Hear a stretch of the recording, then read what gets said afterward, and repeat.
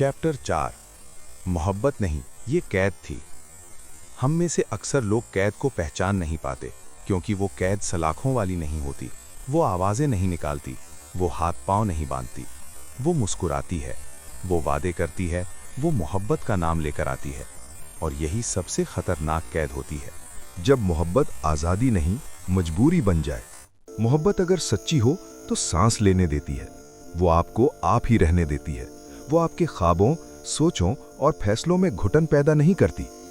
मगर जब कोई इंसान हमारी जिंदगी में आदत बन जाए तो मोहब्बत आहिस्ता आहिस्ता आज़ादी नहीं रहती, बल्कि एक मजबूरी बन जाती है।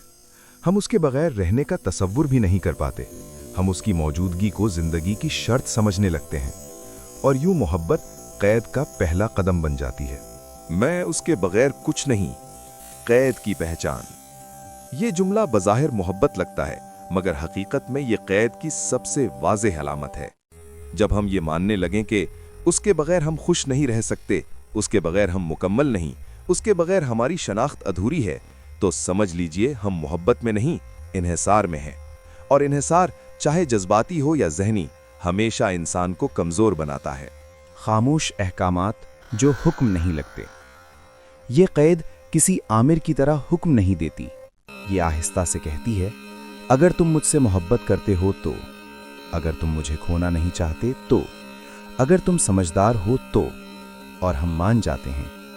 हम अपनी पसंद छोड़ देते हैं, अपने दोस्तों से दूर हो जाते हैं, अपनी आवाज़ धीमी कर लेते हैं, क्योंकि हमें लगता है हम मोहब्बत निभा रहे हैं, हालांकि हम खुद को मिटा रहे होते हैं। नाराज़गी का खौफ सबसे मजबूत जंजीर। कैद में डालने के लिए जंजीर का होना जरूरी नहीं, कभी कभी नाराज़गी का खौफ ही काफ़ी होता है। हम डरते हैं कि कहीं वो नाराज़ ना हो जाए, कहीं वो छोड़ ना दे, कहीं वो बदल ना जाए। ये खौफ हमें मोहतात नहीं, कैदी बना देता है। हम बोलने से पहले 100 बार सोचते हैं, मगर अपने दिल की सुनते ही नहीं। मोहब्बत में बराबरी खत्म हो जाए तो, सच्ची मोहब्बत में दोनों बराबर होते हैं, फैसले मुश्तरक होते हैं, एहसासात की कदर होती है। मगर जब मोहब्बत कैद बन जाए, एक बोलता है, दूसरा सुनता है, एक तय करता है, दूसरा मानता है, एक आज़ाद होता है, दूसरा महदूद। और अलमिया ये है कि महदूद होने वाला खुद को खुशनसीब समझता है। वो ऐसा नहीं है, खुद को धोखा देना।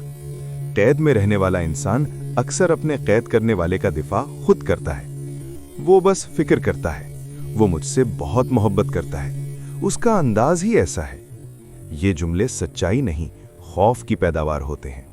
हम सच को मानने से डरते हैं, क्योंकि सच मानने का मतलब कैद को तस्लीम करना है। कैद जो हमें खुद से काट देती है। सबसे खतरनाक बात ये नहीं कि कोई हमें कंट्रोल करे, बल्कि ये है कि हम खुद को कंट्रोल होने दें। हम आहिस्ता आहिस्ता अपनी ख्वाहिशें भूल जाते हैं, अपनी हदूद खो देते हैं, अपनी पहचान मिटा देते हैं, और फिर एक दिन आईने में देखकर सोचते हैं, मैं कौन हूं? ये सवाल मोहब्बत में नहीं आता, ये सिर्फ कैद में पैदा होता है। कैद का सबसे बड़ा फरेब ये है कि ये खुद को मोहब्बत साबित करती रहती है, और हम यकीन कर लेते हैं, क्योंकि कैद छोड़ने का मतलब अकेला होना है, और अकेला होना हमें कैद से ज़्यादा डरावना लगता है। मगर सच ये है कि कैद में रहकर जीना अकेले रहने से कहीं ज़्यादा खतरनाक है, क्योंकि कैद हमें जिंदा रहने नहीं देती, सिर्फ मौजूद रहने देती है। अब सवाल ये नहीं कि ये मोहब्बत थी या नहीं, बल्कि सवाल ये है कि अगर अभी ये कैद नहीं बनी तो हम खुद को कैसे बचा सकते हैं। अगला बाब इसी सवाल का जवाब है।